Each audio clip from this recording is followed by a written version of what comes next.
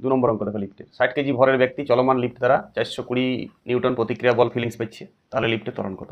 শুনো, 60 কেজি ভরের ব্যক্তি, লিফট যদি স্থির থাকে তুমি আগে সাইডে দেখো লোকটা ওয়েট করো। এই যে লিফটে একটা লোক আছে হরিদাস, তাহলে এর প্রতিক্রিয়া বলটা উপর দিকে যায় আর নিচ দিকে এর ওয়েট কাজ করে। কথা বুঝছো? এবারে শুনো, প্রতিক্রিয়া বল আর ওয়েট জেনারেলি সমান হয় যখন লিফট স্থির থাকে বা সমবেগে চলাটামা করে। ওয়েটটা প্রতিক্রিয়া বল, যেমন তুমি টান ছিল আগের অঙ্কতে, সেটা এখানে প্রতিক্রিয়া বল।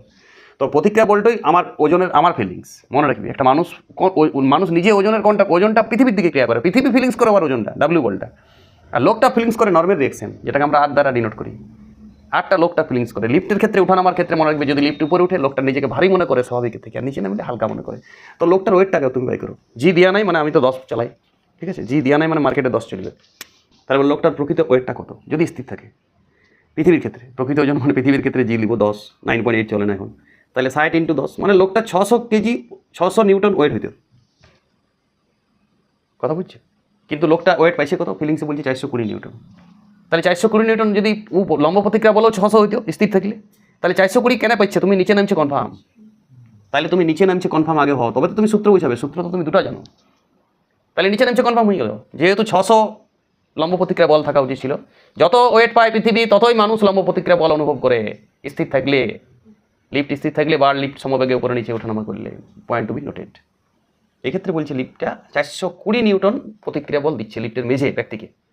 তাহলে লিফট নিচে নামছে, তুমি 100% শিওর হয়ে গেলে চলে যাবে। লিফট নিচে নামছে, লিফটকে নিচে নামাইছে কে? লিফটকে নিচে নামাইছে ওয়েট, লোকটার ওয়েট নিচে নামাইছে। হাইটছে কে? লম্ব প্রতিক্রিয়া বল। ফলাফল কি? এম এ ত্বরণের নিচে নামছে। বলো, আমাকে তো লম্ব প্রতিক্রিয়া দেওয়া আছে, ওয়েটও দেওয়া আছে। বলো ওয়েট কত? 600, লম্ব প্রতিক্রিয়া কত? 420, তার মানে বিয়োগ করলে 180 হয়েছে। জবাব দাও। এম বস্তুর ভর 60, এ ত্বরণ বার করতে পারবে। তাহলে হচ্ছে a 3 meter per second square. 2 meter per second square নিচে, 2 মিটার পার সেকেন্ড স্কোয়ার উপরে, 17 মিটার নিচে, 17 মিটার উপরে, বিভিন্ন দেওয়া ছিল। এরা ভুল করলে আসতে পারে, নটও দেওয়া আছে দেখো মাথার জন্য। তাহলে উত্তর তো কত হবে? নটের জায়গায় যদি উত্তর দেওয়া থাকতো 3 মিটার পার সেকেন্ড স্কোয়ার নিচে, উপরে দেখলে কাটা খাতে। কথা বুঝে এসছো?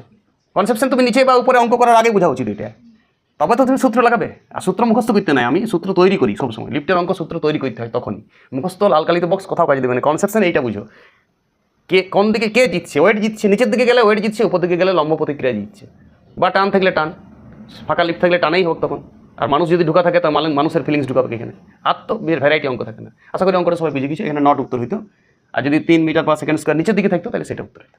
ওকে, ভালো থাকো সবাই। আরও অঙ্ক প্র্যাকটিস করছি, তাহলে কনসেপশন দেখছি তোমার। ওকে।